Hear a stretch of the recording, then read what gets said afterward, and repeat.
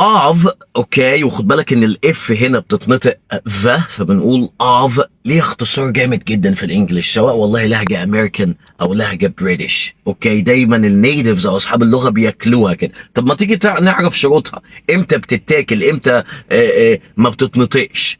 بص يا سيدي، خليني اديك المثال ده. لما اقول لك مثلا he is one of them، هو واحد منهم. كده انت قلتها بسرعه وجميل وما اقدرش اقول لك حاجه، بس عاوز بقى الخطوه الجايه بقى تبقى اسرع. اوكي، فممكن تقول he's one of them. ايه بتقول ايه؟ he's one of them. he's one of them.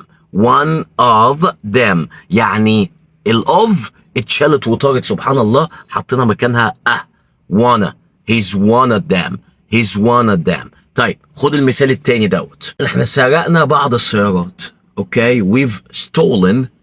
اوكي، او we stole، خلينا نبسطها، we stole some of the cars. عاوز اقولها بسرعه. اوكي، بدل ما نقول some of هقولها some. يعني الاوف بتتقلب كده وبتضاف على الايه، على الكلمه اللي قبلها. فهقول we stole some of the cars. some of the cars. خد بقى المثال التالت ده عشان ده الاستثناء. لما اقول لك مثلا she is one of us. one of us، هل هنا ينفع اقول she is one of us؟ لا.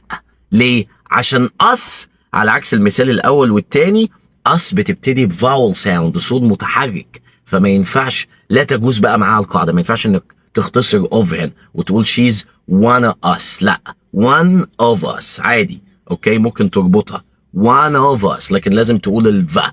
اوكي، دي كلها واسرار كتير في النطق عن الامريكان اكسنت، وكمان بتكلم عن الفروقات ما بين الامريكان اكسنت والبريتش اكسنت، وهنتعلم 44 صوت موجودين في اللغه الانجليزيه.